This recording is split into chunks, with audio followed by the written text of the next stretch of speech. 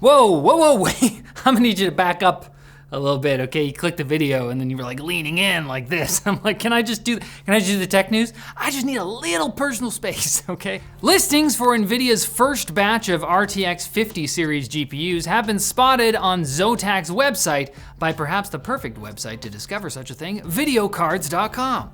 Entries for the RTX 5090, 5090D for the Chinese market, 5080, 5070 Ti, and the 5070 were all seen in Zotac's system, along with evidence seemingly confirming that the RTX 5090 will feature 32 gigabytes of GDDR7 memory, leaving absolutely nothing to donate to the orphanage. This is why we need to buy Intel Arc cards. But the RTX 5090 might have less than the previously rumored 600 watt TBP, according to a big GPU leaker on campus, Copite7 Kimi. As for the rest of the lineup, WCCF Tech claims in a couple different articles that their sources say the RTX 5070 Ti and 5060 Ti will both get 16 gigabytes of VRAM, while the 5070 non-Ti will have 12 gigs and the 5060 just 8 gigs. Although Copite7 Kimi also disputed WCCF Tech's numbers for power requirements.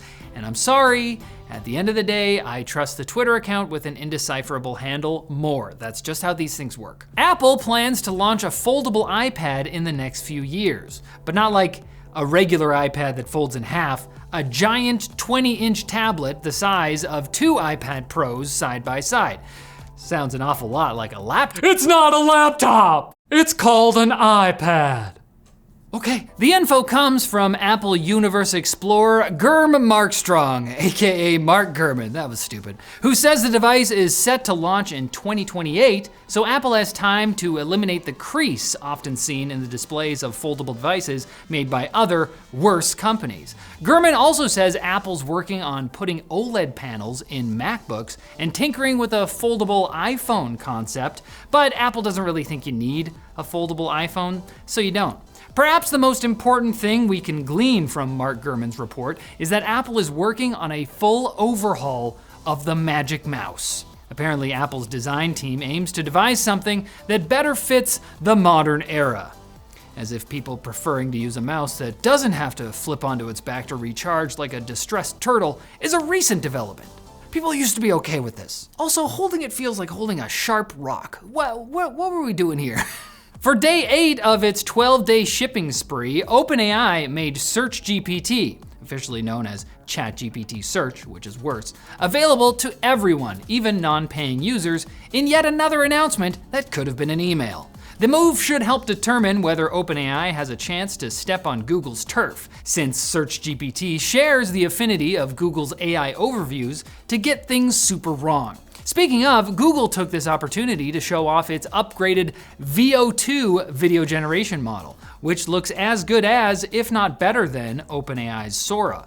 Google says this is thanks to VO2's understanding of physics, as seen in this hella rad clip. The only thing this skateboarder is defying is his parents' expectations. Yep, AI development is still going strong. The CEO of buy now, pay later service Klarna says his company stopped hiring a year ago because AI can already do all of the jobs. And literally no one is safe. Just look at Toyota's Q robot making a basketball shot from 80 feet away. The Looney Tunes are already on their way to sign this thing up for Space Jam 3. We're screwed. Probably still be a better actor than Michael Jordan.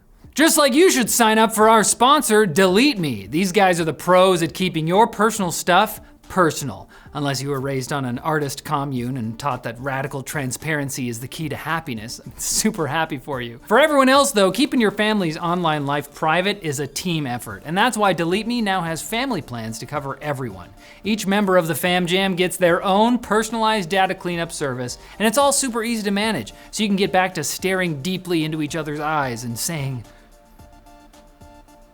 I love you, no matter what. Check out Delete Me at the link in the description.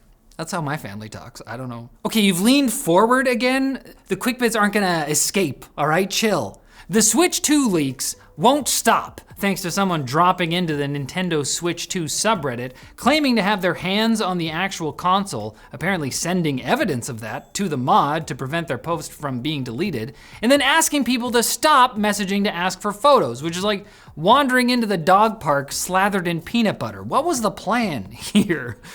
Long story short, the leaker gave out a bunch of info that lines up with recent leaks. People made new mock-ups based on that info, and even if they're not real images, that's good enough for Reddit user IsmaMonkey. He's just out on the web to approve of mock-ups. Anybody got some mock-ups out here?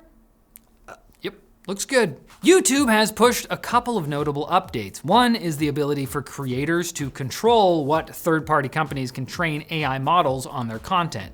Creators can allow specific access for a list of 18 such companies, or just open the floodgates for anyone to have access.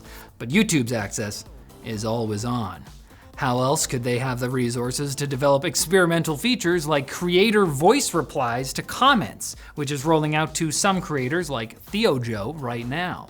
Although it seems like it works on iOS and Android, but not desktop. Give this to me next, YouTube. Tim Cook has a lot to say. According to Amnesty International and reported by 404 Media, Serbian law enforcement is using software called Celebrate to unlock the phones of people they detain, which they then infect with spyware called Novispy. They did this to Slavica Milanov, a journalist for Serbian news outlet FAR, who reports on government corruption. And if this report is any indication, he'll continue to do that. But now the government will know about it. Digital license plates can be hacked to change their plate number, according to IO Active security researcher Josep Rodriguez, who detailed his jailbreak for Reviver brand license plates to Wired. Because it's a hardware vulnerability, it couldn't be patched with a software update, meaning Reviver would have to physically replace units in the states where they're currently legal, which includes Arizona, California, and Texas. And that's just wild, because I just heard about these things today, yet even I saw this coming.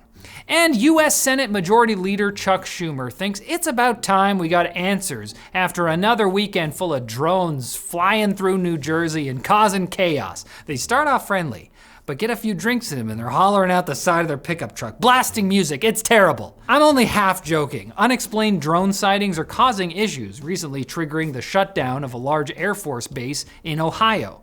After weeks of refusing to say much about it, the federal government now wants to speak plainly. Homeland Security Secretary Alejandro Mayorkas told ABC News that while there's little or no evidence of wrongdoing, quote, "there's no question that people are seeing drones."